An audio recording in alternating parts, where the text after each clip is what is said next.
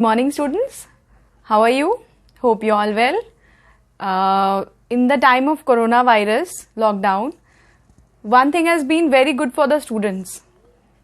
You have time, lots and lots of time. So you can use those time in your self-study. Okay? So now let us start our chapter. In the last video, what we have covered is the first part of the chapter Lost Spring from Flamingo. In this video, we will cover the second part, which is I want to drive a car. Now, I want to drive a car is a story on a small boy, Mukesh. Okay, Mukesh was a son of a bangle maker and he wanted to become a motor mechanic. Now, life of Mukesh, he comes from a family of bangle maker and they lived in Firozabad, famous for its glass blowing industry. Firozabad was famous for the glass blowing industry, for making bangles. So many bangles were made there as if it was only the place from where the world's bangle came from. Now, let us start the lesson. I want to drive a car. First, let me tell you that the theme of this story is also same, which was of that of first story. That was first theme is poverty and second one is child labor. Mukesh insists on being his own master. I will be a motor mechanic, he announces. Now Mukesh is the son of a bangle maker, but he do not want to make bangles in his life. He want to change his profession and he wants to become a motor mechanic. Do you know anything about cars? I ask. Who is this I? I is the author. जब author Mukesh से मिलती है तो Mukesh author को बोलता है कि उसे मोटर मैकेनिक बनना है, ना कि उसे बैंगल मेकिंग करना है. I will learn. Do you know anything about cars? Author is asking Mukesh, तुमको कार चलाना सीखना है, पर क्या तुम कार के बारे में कुछ जानते हो? I will learn to drive a car, he answers. वो कह रहा है कि I will learn, मैं सीख लूंगा. Looking straight into my eyes, his dreams looms like a mirage amidst the dust of streets that fill his town Firozabad, famous for its bangles.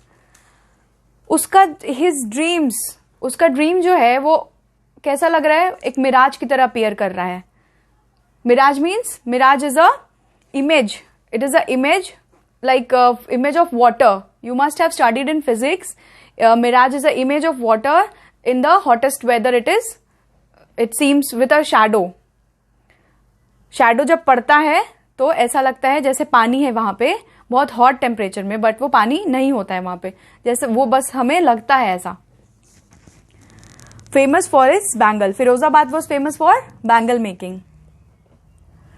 It is the center of India's glass blowing industry, where families have spent generations working around furnaces, welding glasses, making bangles for all the women in the land, it seems.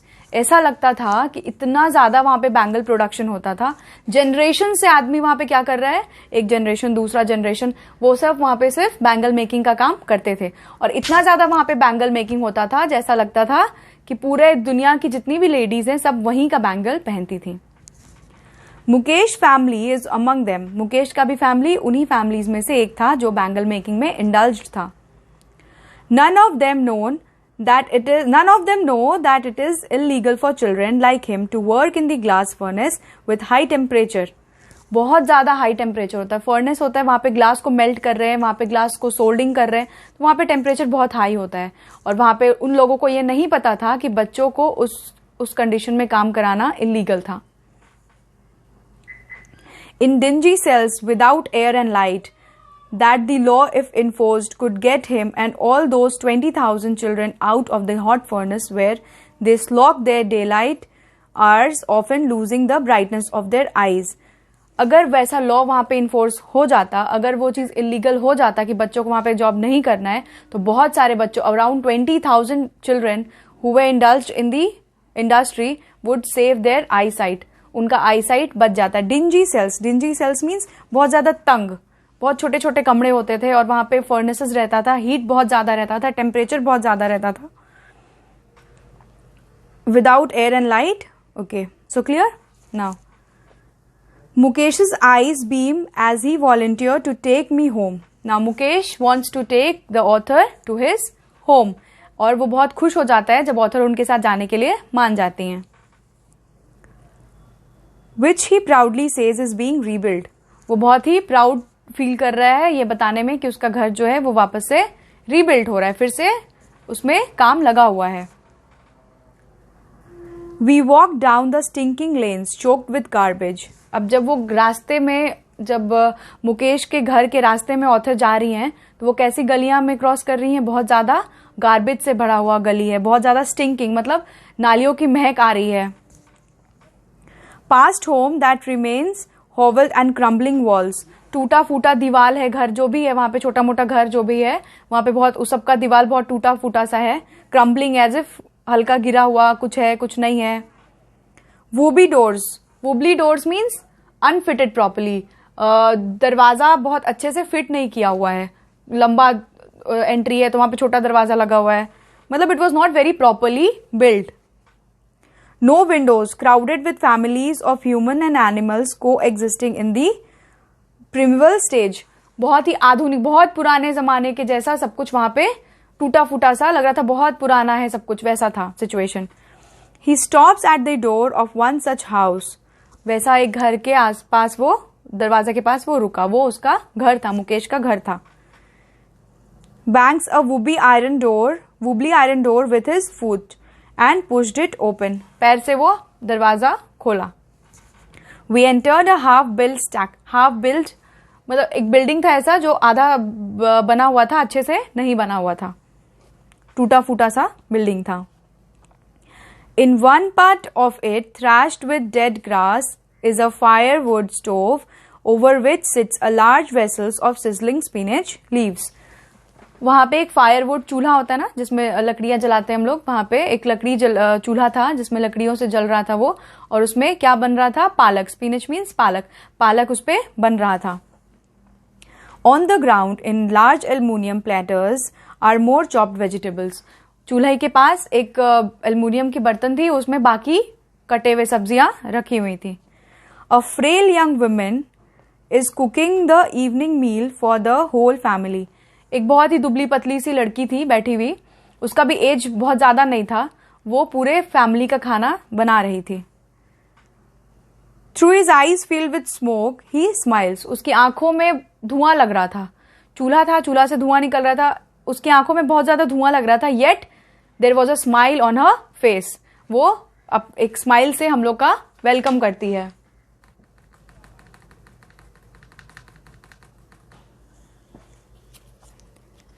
She is the wife of Mukesh's elder brother.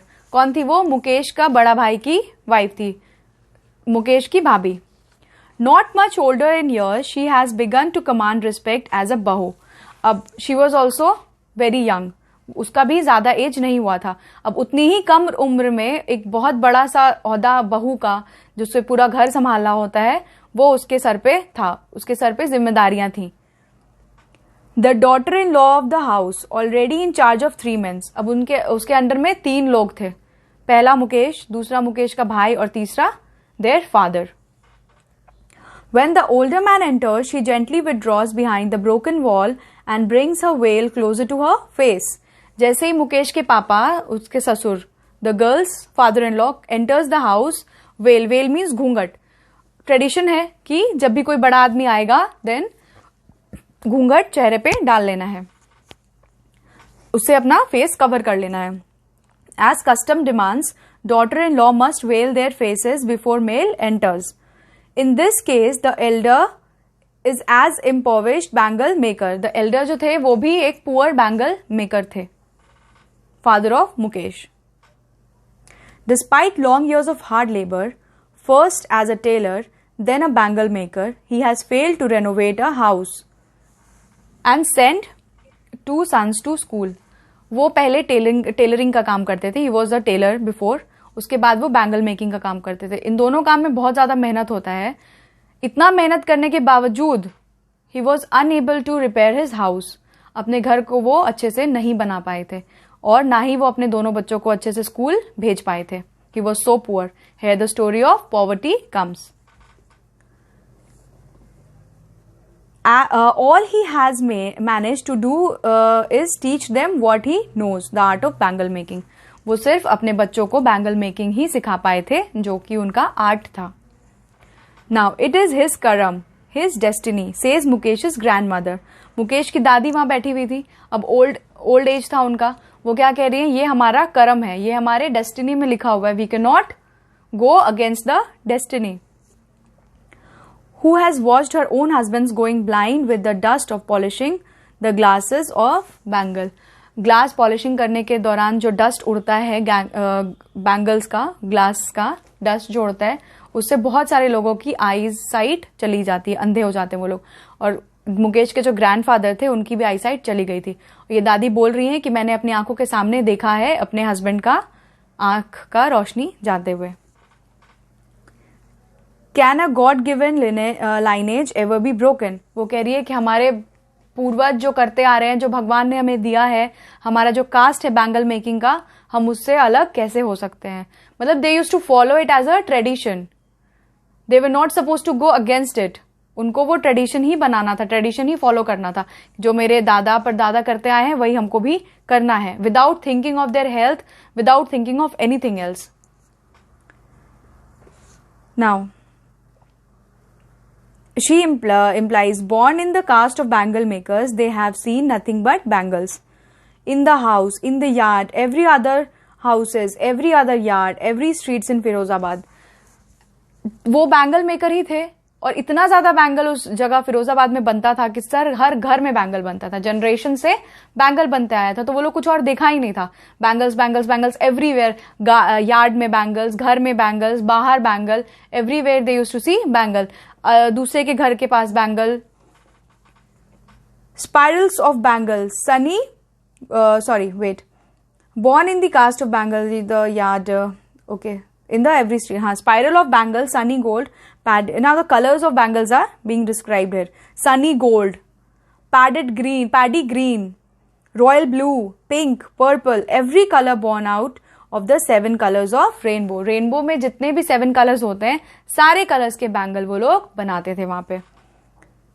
Lion molds in unkempt yards are piled on 4-wheeled hand carts pushed by young men along the narrow lanes of the shanty town.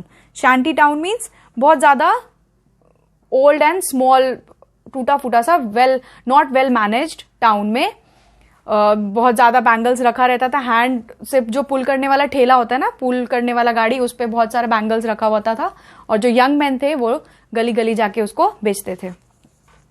And in the dark hutments, next to the lines of the flames of frickling oil lamps, sit boys and girls with their father and mother, welding pieces of colored glass into circle of bangles.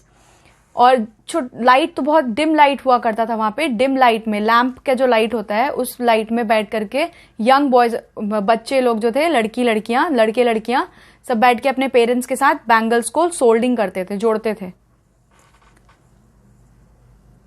Their eyes are more adjusted to the dark than to the light outside. इतना अंधेरा में वो लोग काम करते थे कि उनका आईज जो था वो उसी अंधेरे को लेकर के वो एडजस्ट हो गया था. बाहर की लाइट उन्हें ज्यादा लगती थी, अंधेरे में ही उन्हें काम करने की आदत हो गई थी और यही कारण था कि उनकी आई साइट खराब हो जाती थी. That is why they often end up losing their eyesight before they become adults. Adult होने से पहले ही उनकी आंखें खराब हो चुकी थी, क्योंकि एक आंखों को काम करने के लिए भी प्रॉपर लाइट चाहिए. अगर आप ज्यादा लाइट में काम करेंगे वो भी आपकी आंखों के लिए अच्छा नहीं है. अगर आप बहुत डार्क में काम करेंगे, that is also not good for your I site. Now Savita, a young girl in a drab pink dress, sit alongside an elderly woman. एक बच्ची है यहाँ पे सविता नाम की, वो बहुत ही मतलब नॉर्मल से कपड़ों में, जो बहुत अट्रैक्टिव नहीं है. इट मीन्स यहाँ पे फटा पुराना कपड़ा, पुराना सा कपड़ा पहने हुई सविता अपने ग्रैंड मदर के बगल में बैठी हुई है. What is she doing? She is welding the glass bangles. As a hands move mechanically like the tongs of machines. Writer क्या कह रही है कि उसकी जब उसको मैंने देखा काम करते हुए तो इतनी जल्दी वो काम कर रही थी, क्योंकि वो बचपन से वही काम करती आई थी, उसको और कुछ नहीं आता था, इतनी जल्दी वो काम कर रही थी, ऐसा लग रहा था मशीन काम कर रहा है। I wonder if she knows the scarcity of the bangles she helped make. Now कह रही है राइटर कि वो बना तो रही थी बैंगल, पर इतनी छोटी थी वो, क्या उसे उस बैंगल का महत्व पता था? The importance of that bangle, उस बैंगल का क्या इम्पोर्टेंस था एज अ हिंदू ट्रेडिशन में, कितना होलीनेस उस बैंगल का है, कितना होली उसको माना जाता है। इट रिप्रेजेंट्स द सुहाग of the Indian women. Auspiciousness मतलब कितना इंपॉर्टेंट है वो, इसको होलीनेस बहुत ज्यादा है। Auspiciousness in marriage, it will drawn on her suddenly one day when her head is draped with red well. जब वो दुल्हन बनेगी, यहाँ पे एक दुल्हन को डिस्क्राइब कर रही है ऑथर। एक इंडियन दुल्हन कैसी होती है? रेड वेल, वेल मीन्स घूंघट, रेड घूंघट ओढ़ी हुई, हैंड पूरा रेड हुआ, मेहंदी लगा हुआ रहता है हाथ में, red mehndi, red bangles. She will then become a bride. वो कह रही है कि जो बैंगल ये बना रही है, तो जब वो दुल्हन बनेगी तो वही बैंगल उसे भी पहनाया जाएगा और तब उसको उस बैंगल का होलीनेस समझ आएगा। Like the old women beside her who became one many years. वो अपनी दादी के जैसे ही एक दिन ब्राइड बनेगी। उसकी दादी भी पूरे रिस्ट में बैंगल पहनी हुई थी। दादी बहुत पहले अपने दादी भी कभी दुल्हन बनी होगी। But no light in her eyes. लेकिन दादी के भी आंखों में लाइट नहीं था, और ये जो काम वो बच्ची कर रही थी, हो सकता है आगे जाके वो भी अपना आई साइट लूज कर बैठे। एक वक्त शेर भर खाना भी नहीं खाया। Now what is the grand mother saying? Grand mother is saying that एक वक्त शेर भर, एक टाइम का भी अपने जीवन में मैंने पेट भर के खाना नहीं खाया। See the poverty of that group of people. She says in the voice drained of joy। बहुत उदास होकर के वो कह रही है। जनरली कोई भी इंसान उदास हो जाएगा, इतना मेहनत करने के बाद भी एक टाइम का खाना अगर उसे पेट भर के नहीं मिल रहा है पूरी लाइफ टाइम में। She has not enjoyed even one full meal in her entire lifetime. That's what she has reaped. Her husband, an old man with a flowing beard, says। The grand mother के जो husband थे वो कह रहे हैं, with a flowing beard, उनका दाढ़ी था। I know nothing accept bangles. मैं बैंगल्स के अलावा और कुछ नहीं जानता। मैंने शुरू से यही किया है, मैंने अपने पुरखों को यही देखा है बैंगल बनाते हुए, और मुझे भी यही आता है। All I have done is making a house for the family to live in. वो कह रहे हैं कि मुझसे बस इतना ही हो पाया है कि मैं घर बना सका हूं अपने फैमिली के लिए, एक शेल्टर अपने फैमिली को दे सका हूं। That is his achievement. वही वो अचीव किया अपने पूरे लाइफ में। Hearing him one wonders if he has achieved what many have failed in their life time. He has a roof over his head. यहाँ पे ऑथर कह रही हैं कि उस ग्रुप ऑफ पीपल जो बैंगल मेकिंग में इंडल्ज थे, उनमें इतनी ज्यादा पॉवर्टी थी कि ये जो ग्रैंडफादर हैं, ये तो कम से कम अपना छत भी बना सके हैं, बहुत लोग वो भी नहीं कर पाते हैं। बहुत लोग बैंगल मेकिंग से अपने लिए एक घर भी तक भी नहीं बना सकते, इतनी ज्यादा पॉवर्टी थी वहां पे। The cry of not having money to do anything except carry on the business of making bangles, not even enough to eat, rings in every home. The young man echo the lament of their elders. वहां पे कुछ नहीं कर सकते थे वो लोग, tradition था, वो लोग को अपने ग्रैंडफादर का ट्रेडिशन फॉलो करना था, बैंगल्स मेकिंग करना था, और जो पुराना जो उदासीनता से भरा गाना गा रहे हैं वो लोग बैंगल मेकिंग का, वही यंगस्टर्स को भी गाना था। Little has moved with time it seems in Firozabad, years of mind-numbing toils have killed all initiative and the ability of dreams. Now, the workers who labor in the bangle industry could not dream of anything more. They only have to dream about the bangle making. Why not organize yourself into a cooperative? What is the author saying here? Author is telling them, to the people who are making bangles, that why don't you make your own cooperative and sell the bangles yourself? आप खुद ही अपना bangle market में बेचिए। Don't middleman जो रहते हैं उनके भरोसे मत रहिए। I ask a group of young men who have fallen into the vicious circle of middlemen who trap their fathers and forefathers. Even if we get organized, we are the ones who will be hauled by the policemen, beaten and dragged to jail for doing something illegal. जब author उन लोगों से कह रही है कि आप लोग खुद ही अपना कोऑपरेटिव बना करके बैंगल्स क्यों नहीं बेचते, तो वहां पे लोग क्या कह रहे हैं कि अगर हम ऐसा करेंगे तो पुलिस हमें बिना वजह का खींचेगी, पीटेगी और जेल में डाल देगी, वो क्योंकि वो इलीगल है, हम अपना मार्केट में नहीं बेच सकते। ऐसा वहां पे ट्रेडिशन बना है कि मिडिलमैन जो है वही हमसे खरीद करके मार्केट में लेके जाएंगे, क्योंकि वहां पे सबका अपना अपना कमीशन बना होता है। द पुलिसमैन जो होते हैं वो भी मिडिलमैन को कुछ ना कुछ कमीशन देते होंगे। तो ये सब जो चला आ रहा है, जो सिस्टम है, सबसे ज्यादा प्रॉब्लम किसे हो रहा है? जो सबसे ज्यादा मेहनत कर रहा है, जो बैंगल बना रहे हैं, जो सबसे ज्यादा मेहनत कर रहे हैं, उनको ही उस मेहनत के लिए पैसा नहीं मिल पा रहा है। They say there is no leader among them. ऐसा क्यों हो रहा है? क्योंकि वहां पे उनके बीच में कोई एक लीडर ऐसा नहीं है जो उनके लिए खड़ा हो सके, जो उनके लिए लड़ सके। There is no leader among them, no one who would help them see things differently, their father are as tired as they are.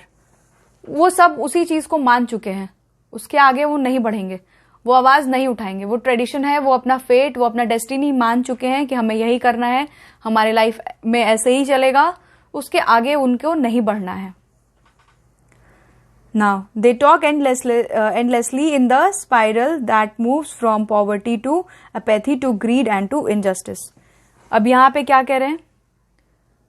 Poverty to apathy and greed to injustice. Now poverty group में कौन people हैं? जो bangle बना रहे हैं। और who are greedy and injustice? The policeman, the system, basically the system, जो उनको उनके मेहनत के हिसाब से पैसा नहीं दिला पा रहा है। Listening to them I see two distinct worlds, one of the family caught in the web of poverty, burden by the stigma of caste in which they are born, and the other a vicious circle of the sahukars, the middlemen, the policemen, the keeper of laws, the bureaucrats and the politicians. ये एक system है। साहूकार, policeman, middleman, politician, ये सब मिले हुए हैं, इनका एक ग्रुप है। ये सब रूल करते हैं, किनके ऊपर रूल करते हैं? जो लेबर्स हैं, जो बैंगल मेकिंग में इंडल्ज्ड है, उनके ऊपर रूल करते हैं। उनके हिसाब से बैंगल मेकर्स को पैसे कितने मिलने चाहिए, कितने नहीं मिलने चाहिए, वो डिसाइड होते हैं। बहुत कम पैसों में इनसे खरीद के मार्केट में ले जाके वो बहुत ज्यादा पैसों में देते हैं। और ऐसा नहीं है कि सिर्फ मिडिलमैन उसका पैसे को लेता है, that is being distributed among the policemen, among the areas, whatever, whoever is the head of that area of the market. Now together they have imposed the baggage on the child that he cannot put down. इन सबका जो सबसे ज्यादा hamper हो रहा है वो एक बच्चा का बचपन हैम्पर हो रहा है। पॉवर्टी है घर में, बच्चे को स्कूल भेज नहीं सकते हैं, बच्चों का बचपन काम में बीता जा रहा है। वो लोग फैमिलीज, कोई भी जो पॉवर्टी है, पुअर है, बहुत ज्यादा पुअर है, वो यही चाहेगी कि घर में 2 पैसे आए जिससे कि वो लोग खाना खा सके। Food is important to them. तो वहां पे बच्चों को भी काम में लगाया जा रहा है। तो पॉवर्टी एंड चाइल्ड लेबर, बच्चों का बचपना यहाँ पे बर्बाद हो रहा है इन सब सिस्टम के कारण। Before he is aware he accept it as naturally as his father. To do anything else would mean to dare. वहां का जो सिस्टम था वो ऐसा था कि अगर जो मेरे फोरफादर कर रहे हैं, जो मेरे फादर कर रहे हैं, वही मुझे करना है। और क्या था वो? Bangle making. अब उस ग्रुप ऑफ पीपल से बैंगल मेकिंग छोड़ के कुछ और सोचना बहुत ही डेयरिंग काम था, बहुत ज्यादा डेयरिंग काम था कि मैं अपने सोसाइटी से अलग हटके कुछ करना चाहता हूं। और वो था मुकेश। ऑथर को मुकेश इसीलिए अच्छा लग रहा था क्योंकि वो अपने ट्रेडिशन से हटके कुछ और सोच रहा था। एटलीस्ट वो कर नहीं रहा था, बट उसके मन में आया तो था कि मुझे बैंगल मेकिंग से अलग हटके कुछ करना है, मुझे अपने सपनों को साकार करना है, मुझे अपने लिए जीना है। He wanted to become his own master. वो अपने लिए जीना चाहता था। Now when I sense a flash of it in Mukesh, I am cheered. उसी चीज की झलक, डेयरिंग झलक मुकेश में दिखी। वो अलग हटके कुछ करना चाहता था, बैंगल मेकिंग को एक्सेप्ट नहीं करके उसको कुछ और भी करना था। I want to be a motor mechanic, he repeats. वो फिर से बोलता है मैं एक मोटर मैकेनिक बनना चाहता हूं। He will go to the garage and learn, but the garage is long away from his home. वो गराज जाके सीखना चाहता है, बट गराज उसके घर से बहुत दूर है. पर उसके अंदर इतना एनर्जी है, उसके अंदर इतना एंथुसियाज्म है सीखने का किसी चीज को. वो कह रहा है मैं वहां तक पैदल चला जाऊंगा. I will walk, he insists. Do you also dream of flying a plane? Now, author कह रही है कि क्या तुम्हें कार चलाना तो पसंद है, पर क्या तुम फ्लाइंग अ प्लेन भी उड़ाने के बारे में सोच सकते हो? Then he is suddenly silent. वो चुप हो गया. No, he says. वो बोला नहीं. अब क्यों वो ऐसा कर रहा है? फिरोजाबाद की गलियों में बहुत सारे कार लगे हुए रहते थे, तो उसे वो कार को देख करके उसको मन करता था कि मैं भी कार ड्राइविंग कर सकूं. बट बहुत कम प्लेन्स थे जो फिरोजाबाद के ऊपर से उड़ते थे, तो वो ऊपर इतना ज्यादा उसके ऊपर बर्डन था कि ऊपर की तरफ वो सोच ही नहीं सकता था. जो उसको दिख रहा था वो दिख रहा था अपने काम बैंगल मेकिंग के दौरान, जहां वो रह रहा था उस एरिया में जो उसको दिख रहा था. He wanted to do that. He wanted to drive a car. In his small murmur, there is an embarrassment that has not yet turned into regret. He is content to dream of cars that he sees hurtling down the street of his town. Few airplanes fly over Firozabad. वही है author जो कह रही है यहाँ पे कि फिरोजाबाद की गलियों में उसे कार दिखता था, इसलिए उसको कार चलाने का मन था, बट बहुत कम प्लेन फिरोजाबाद के ऊपर से टेक ऑफ करता था, इसलिए उसको प्लेन्स में कोई वैसा इंटरेस्ट नहीं था. He has never seen so many planes, और उसको इंटरेस्ट उसमें नहीं था. So with this we finish up the lesson the lost spring. Quickly we will just recollect the points, the main important theme. So in the Lost Spring we have two important stories. It was written by Anise Jung. She was an Indian author. She used to write on the group of low grade social people whose conditions were not so good. Now the two main theme of this chapter is poverty and child labor. In the first part of the story, which is sometimes I find a rupee in the garbage, it was a story of Sahib-e-Alam. Same condition he was also facing, poverty and child labor. And the second part also there is a story of Mukesh. I want to drive a car, and he is also facing the same problem, poverty and child labor. So this is a very touching story again. The question answers, you'll go through the question answers and see if you are able to answer all those questions. If not, we shall discuss it. So thank you, and please go through the chapter very well. Read line by line, make your own notes. I'll repeat again, which will help you for your board exams. Okay, thank you.